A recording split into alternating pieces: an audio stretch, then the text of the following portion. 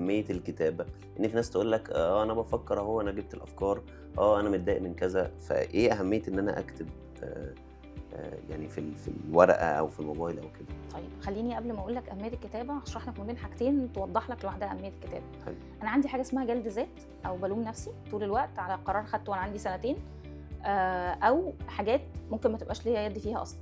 طيب، وحد تاني بيحاسب نفسه.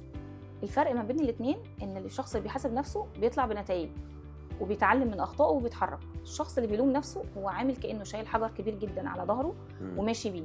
فأنا حركتي أقل طول الوقت، حركتي أقل، إنجازي ضعيف. الناس تقول لك إيه، أنا مش عارف أنا باسوّف ليه، أنا مش عارف أنا ليه كل ما آجي أخطو خطوة أرجع خطوتين، أنا متردد في اتخاذ القرار، ليه؟ هو طول الوقت ما هو أنا عمّالة ألوم نفسي، فأكيد الشخص عمّال يلوم نفسه ده مش شايف نفسه كويس، شايف نفسه أقل، شايف نفسه مش عارف ياخد قرار، شايف نفسه مش قوي، مش حلو، يعني أيًا كان بقى هي الرؤية سلبية، ضبابية.